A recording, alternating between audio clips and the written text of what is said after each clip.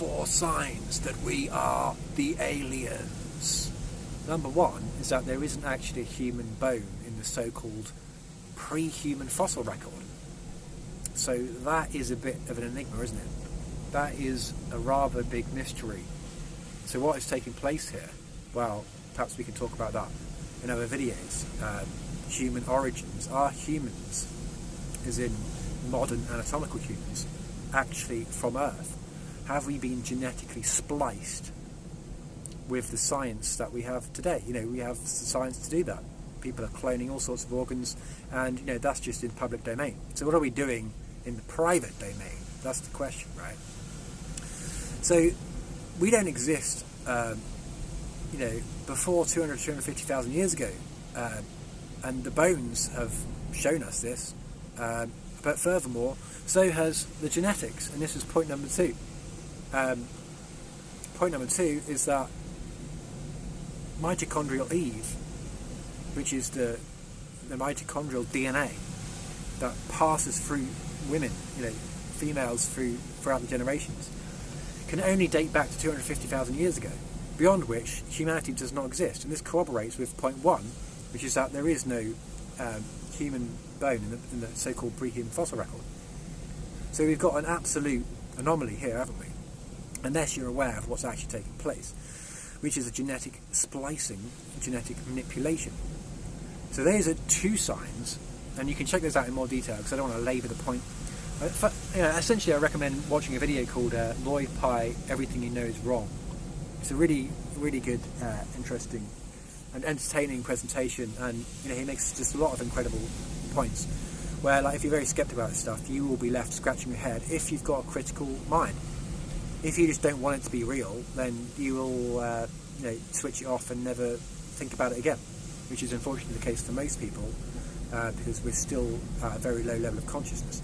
You start engaging in critical thinking again. Point 3 is that the surface area of our cerebrum is excessively much more expansive than that of other beings, other animals on this planet. And I think actually it's actually another point that he makes in Lloyd Pye's presentation, Everything You Know Is Wrong, where he shows that it's rolled out as the size of A4 sheet of paper, which is infinitely larger than any other species on this planet. Why is that? It's because we're off the natural flow chart of Earth. We have been genetically upgraded from Homo erectus 250,000 years ago, by way of the Anunnaki, those who from heaven came to Earth. Look up the star when the sun goes tonight, right? Look up into space, look at all the stars, and tell me there isn't life out there. Just because they haven't shown us on a TV that is basically exclusively deception. It just takes a little bit of intuition for us to realise that is the case. There's life everywhere, and I feel like we're actually living in this laboratory planet where there's sort of a Star Trek policy of non-interference taking place at this time. And actually, there are a load of channels who have telepathically interacted with what you might think of as extraterrestrials. They're not aliens because, an alien is just something that's not human-like at all, right? Like a pheasant, like a gorilla, or that would be, a little bit more human-like. Or like an alligator, or a bird, a dog, or a cat. These are aliens, but extraterrestrials, a human could be an extraterrestrial. You just take the human off the planet, and now they're extraterrestrial. I'm currently intraterrestrial. And so, look up into space and just be like, yeah, there is definitely life out there. And so there's no, for me, it's not a stretch in my mind whatsoever to just think, yeah, even millions, billions of years ago, why would that have not taken place? There's already this divine intelligence that's surrounding us all. We are just, all life forms are just animated by this universal mind, which man calls God, which is just nature. And you are a part of nature. The soul is a part of spirit. Spirit is one, but souls are many, which are just distortions in space and time.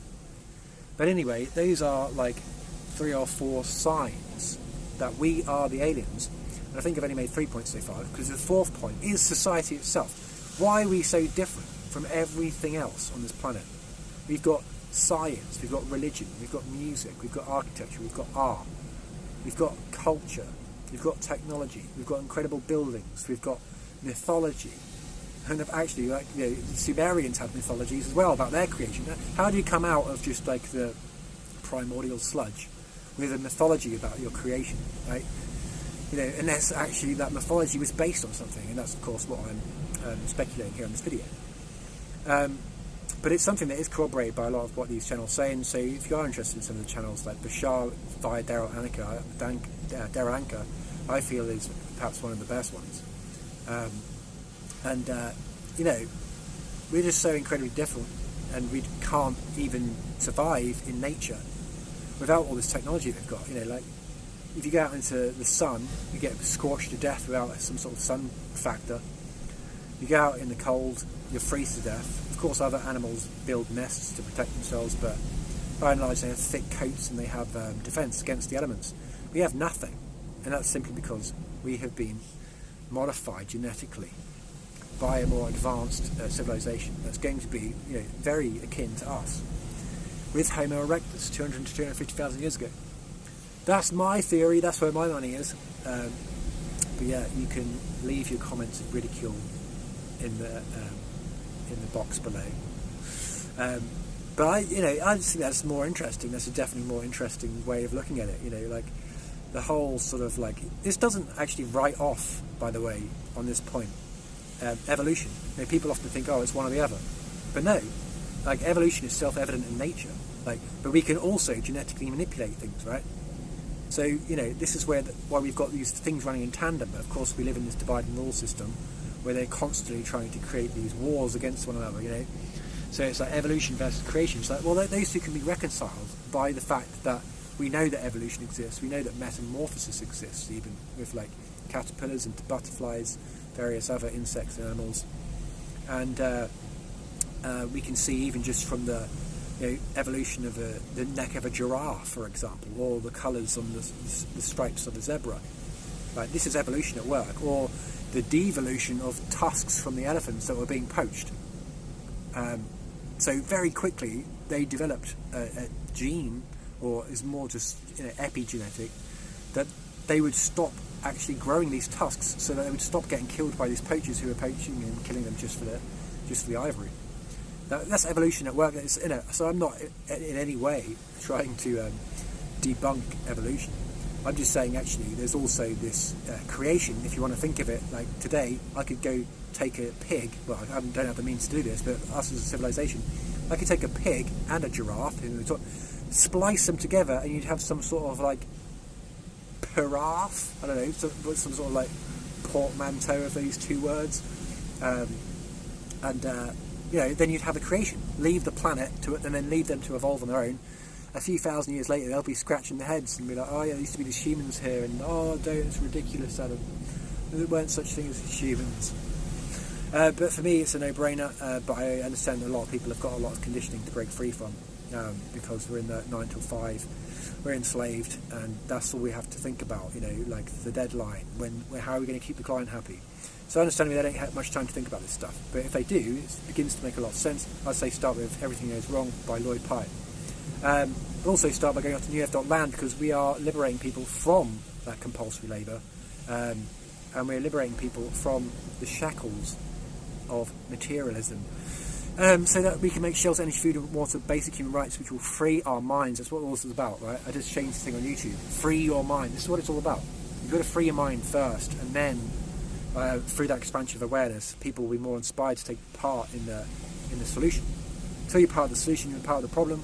A lot of the normies have been brainwashed into the coma, into compliance, without knowing at all what's taking place on this planet, unfortunately. Anyway, thanks for sticking with me throughout this drawn-out 10-minute video. We are indeed the aliens in the sense that we're nothing like anything else on this planet. But an alien is just something that's simply alien to you. If you had known aliens from birth, they wouldn't be very alien to you. If you had never seen a dog before, and then a UFO came down and a dog just stepped out, and you'd be like, what is that? Right? The dog would become an alien. Only because we've known it since birth is it something that's actually like, oh yeah, it's a dog. Or some of these other animals that I'll put up on the screen now, like, as if that's not an alien, like, you know, as if like this isn't an alien. There's all sorts of things out there which are alien, but we just know them from birth. Anyway, sorry, just waffling on this video really, and thanks for sticking with me. Do check out newearth.land, do join along. This is the change. We are the people, we are the power. There are no politicians or positions required. We just need to reclaim our land, hold it in common, dilute power and fulfill our immediate physiological needs through the design of the autonomous chaos and projects, which you can check out at newearth.land. Thanks for watching, have a good evening, see you next time.